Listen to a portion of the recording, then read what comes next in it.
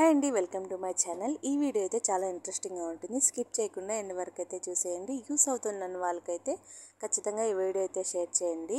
ఇప్పుడైతే మేము ఊతుకోట దగ్గర ఉన్న కుడియం కేవ్స్కి అయితే వెళ్తున్నాము. చాలా అద్భుతమైన ప్లేస్ ఇది. ఇక్కడైతే మా కులదైవం అయితే కొలువై ఉంది.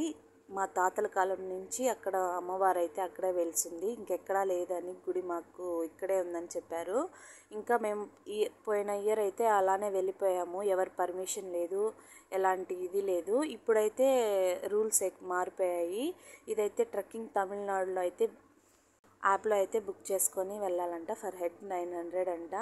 అది 1 వీక్ ముందు అయితే బుక్ చేసుకొని వెళ్ళాలన్నారు. ఇంకా మేమైతే బుక్ చేసుకొని వెళ్ళిపోయాము. మనతో పాటు ఒక గార్డ్ కూడా వస్తారు. ఇంకా మనము 900 పే చేస్తే ఆ కేవ్స్ అంతా చూపిస్తారు. మాకు అదేం అక్కర్లేదని చెప్పి మా కొలదేవుని మాత్రం మొక్కొని వచ్చేస్తామని చెప్పి ఇంకా వెళ్ళాము. ఇంకా అక్కడికి వాళ్ళు ముందే చెప్పారు, దీపం కానీ కర్పూరం కానీ పువ్వులు కానీ ఏది వేయకూడదని చెప్పి. ఇంకా మేము వేసి తీసుకొని వేస్తాము, ఇంకా ఎలా మనము దేవుడి దగ్గరికి వెళ్ళి ఏమి చేయకపోతే అని. చాలామంది అడవిలోకి అయితే వెళ్ళారంట. బయట ముందు మొక్కాం కదా, అక్కడ ఎంట్రన్స్లో మాత్రం మొక్కొని వెళ్ళిపోయేవాళ్ళంట. దీన్ని కొంచెం కొంచెంగా అయితే డెవలప్ అయితే చేస్తున్నారు. ఎవరి లైఫ్లో అన్న కులదైవం అనేది చాలా ఇంపార్టెంట్. మనం ఏం శుభకార్యం చేయాలన్నా మేమైనా కులదైవం దేవుడిని అయితే అనుగ్రహం అయితే ఖచ్చితంగా ఉండాలి. అందుకని చెప్పి ఎంత కష్టమైనా కానీ ఇంక వెళ్తున్నాము. 5.5 కిలోమీటర్ అయితే నడవాలి ఆ గుడికి. ఈ రాళ్ళు వీటిల్లో మధ్యలోనే నడవాలి. ఇంకా కొంచెం పోంగా ఇంకా కొంచెం కష్టంగా అయితే ఉంటుంది నడవడానికి. ఇక్కడికి వెళ్ళే వాళ్ళు ఖచ్చితంగా వాటర్ బాటిల్ అయితే క్యారీ చేసుకుపోవాలి. ఎక్కడ నీళ్ళు అయితే దొరకవు, తాగడానికి ఏమీ దొరకవు. ఖచ్చితంగా షూలు అయితే వేసుకోకపోతే మనం నడచడానికి చాలా బాగుంటుంది. స్లిప్పర్స్ అంతా వేసుకొని పోతే నడవలేము. ఈ ప్లేస్ గురించి ఒక స్టోరీ ఉంది. పూర్వకాలంలో ఉడుమును పట్టాలని చెప్పి వెళ్తారు కదా, 8 మంది వెళ్తే ఒకరు వెళ్ళి ఉడుమును పట్టుకొని ఉన్నాను, ఒకరు రాండి అని చెప్పి ఒకరిని పిలిచి ఒకరి తర్వాత ఒకరిని పిలుచుకుంటా అలా 7 మంది వెళ్ళారు. నెంబర్ వెళ్ళి చూసే లోపల ఒక దెయ్యము ఆ 7 మందిని తింటుందంట. ఇంకా ఆ వ్యక్తి వచ్చి ఊర్లో వాళ్ళకి చెప్పడంతో ఇట్లా 7 మంది అక్కడైతే చనిపోయారు. ఇప్పుడు చూపిస్తున్న చెట్టు శ్రీగంధం చెట్టు. అడవిలోనే ఇలాంటివన్నీ చూడాల్సి వస్తుంది. 16 కేవులు ఉన్నాయి. 16 కేవుల మట్టు ఇప్పుడు ఐడెంటిఫై చేసినది 2 కేవులు మట్టుందా. ఇది వచ్చి 2వ కేవ్. ఇది వచ్చి ఆ గ్రామాల నుండి వచ్చి వంటలు గింటలు చేసుకోవాలన్నా ఏదైనా చేసి ఒక 50 మంది తినాలని కూడా ఇక్కడ చేసుకోవచ్చు.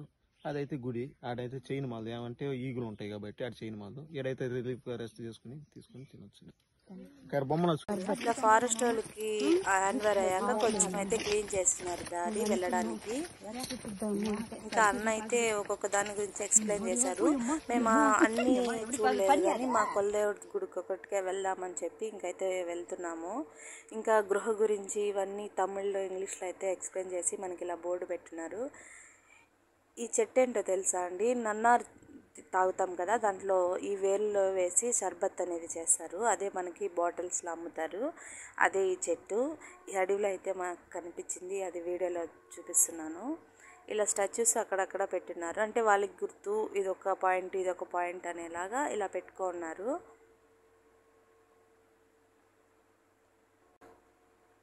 ఫ్రెండ్స్, ఇది ఇక్కడ ఉన్నది కదా, ఇలా సపరేట్గా పోయిన ఇయర్ మేము వచ్చినప్పుడు అయితే ఫుల్ దగ్గరకు ఉన్నాయి. మనిషి అయితే ఇలా డౌన్ అయిపోవాల్సింది.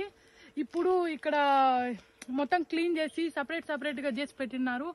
కానీ పోయిన ఇయర్ చాలా కష్టపడ్డాం ఫ్రెండ్స్. వచ్చేదానికి ఇయర్ కొంచెం పర్వాలేదు. రండి. ఇంకా ఈ చెట్టు అయితే పరిక్కాయ చెట్టు, చాలామందికి తెలిసే ఉంటుంది. చిన్నప్పుడు ఇవన్నీ కోసుకొని తినేవాళ్ళము. చాలా బాగుంటుంది. ఇది ఒక ఫ్లేవరు, పులుపు తీపి 2 కలిపి ఉంటుంది. ఇంకా దారి మొత్తం ఈ చెట్లే అండి. కొన్ని కోసుకుంటూ తింటూ వెళ్తున్నాము. దారి మొత్తం ఈ చెట్లే. ఎంత బాగుంటాయి ఈ కాయలు. ఇంకన్నీ కోసుకొని తింటూనే వెళ్ళాం దారి మొత్తము. ఇంకా ఆల్మోస్ట్ దగ్గరకు వచ్చేసాము. ఈ రాయి వచ్చిందంటే ఇంక కొంచెం దూరంలో అమ్మవారు ఉందని అర్థము. ఈ రాయికి కూడా ఒక స్టోరీ ఉంది. పూర్వంలో అమ్మవారు స్నానానికి వెళ్ళేటప్పుడు నగలన్నీ తీసి ఒక చోట పెట్టేసి వెళ్తే దొంగలు వచ్చి దొంగలించుకొని ఎత్తుకొని వెళ్తుంటే అమ్మవారు గుర్రంపై వచ్చి శాపం వదులుతుందనమాట. నా నగలు దొంగలిచ్చావు, నువ్వు బండరాయిగా మారిపోవని. అలా ఆ బండరాయి శిలై మారిపోయింది అక్కడ. ఇంకా కేఫ్కి అయితే వచ్చేసాము. దీన్నే కుడియం కేఫ్గా పిలుస్తారు.